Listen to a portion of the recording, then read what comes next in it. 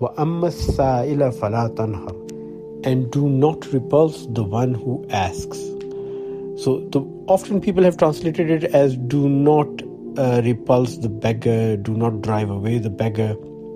But the word sa'il is someone who asks. It's from sawal, which means question. So anyone who asks, what can people ask for?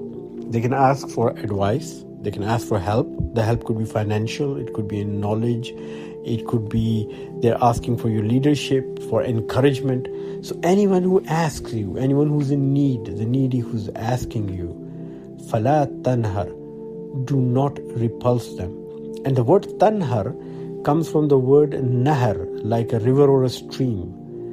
And it's a feeling akin to standing in flowing water. So if you ever step in a stream or a river and the water is flowing, you cannot stand steady on your feet. You feel like you're going to fall down.